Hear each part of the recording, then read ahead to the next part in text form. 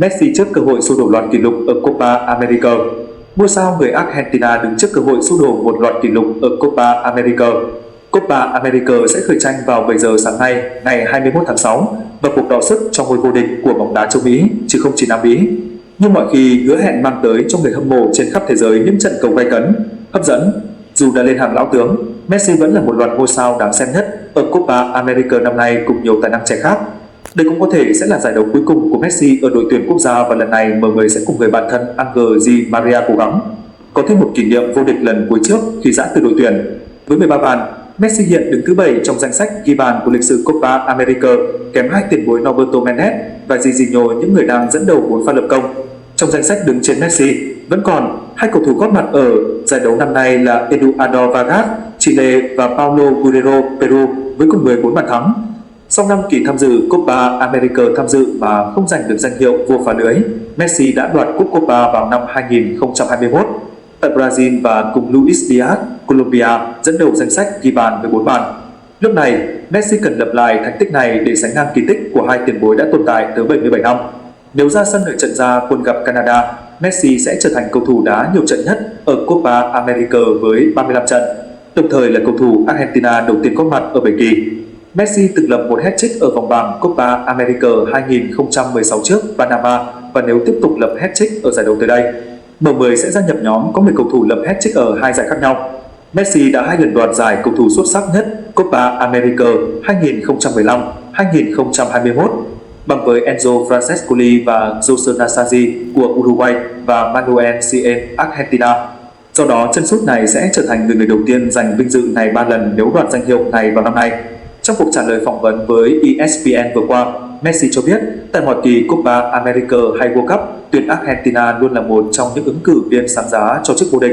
Hiện nay, kỳ vọng còn cao hơn sau khi chúng tôi vô địch 2 giải đấu lớn gần đây với chất lượng của những cầu thủ hiện có.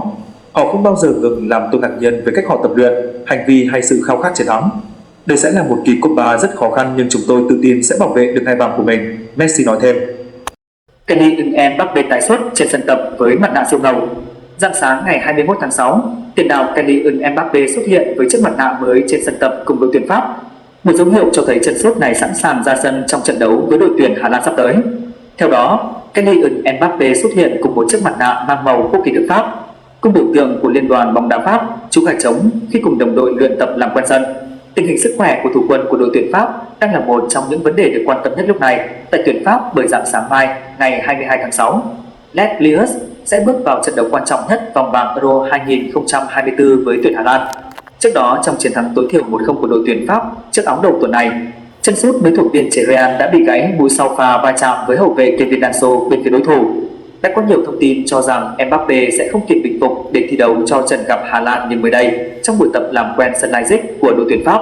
Kylian Mbappé đã xuất hiện và còn gây sự chú ý với chiếc mặt nạ siêu màu của mình. Theo huấn luyện viên Didier Deschamps, tình hình sức khỏe của Mbappé đang có những chuyển biến tích cực, đối nhưng khả năng ra sân của chân sút này sẽ được đánh giá chi tiết hơn trước thời điểm trận đấu bắt đầu. Mọi thứ dần ổn hơn, cậu ấy đã có thể thực hiện một số bài tập. Chúng tôi đang cố gắng hỗ trợ cậu ấy hết sức. Tuyển Pháp sẽ làm tất cả để Mbappé thi đấu trận tới, huấn luyện viên Didier Deschamps cho biết.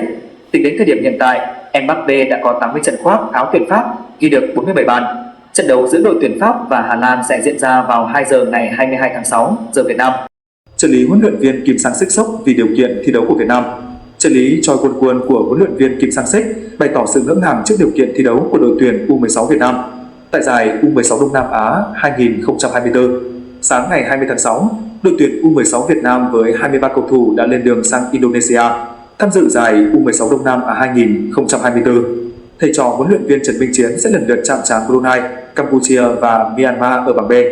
Theo sắp xếp của ban tổ chức nước chủ nhà, U16 Việt Nam sẽ phải thi đấu 2 trận đầu tiên gặp Brunei ngày 22 tháng 6 và Campuchia ngày 25 tháng 6 ở khung giờ 15 giờ.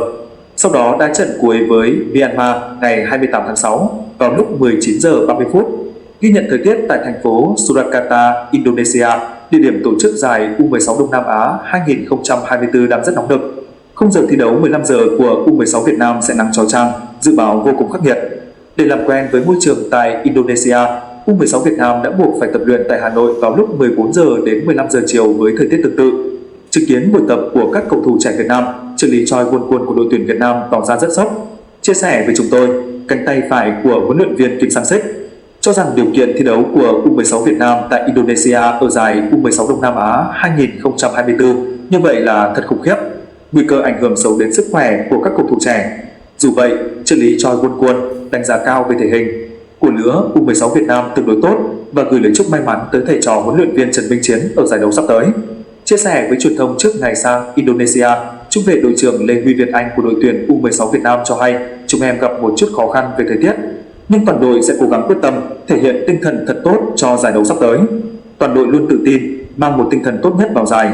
Chúng em cũng chưa biết đối thủ đá như thế nào và đối thủ cũng chưa biết bọn em đá như thế nào. Chúng em khi bước vào giải đấu đều mang trong mình quyết tâm mang cúp về cho Tổ quốc, nỗ lực chuẩn bị với tinh thần tốt nhất. Trước đó, huấn luyện viên Trần Minh Chiến đã chốt danh sách 23 cầu thủ chính thức. U16 Việt Nam tham dự giải U16 Đông Nam Á 2024. 8 cầu thủ phải nói lời chia tay trở về câu lạc bộ, trong khi một gương mặt bất ngờ được bổ sung sang Indonesia.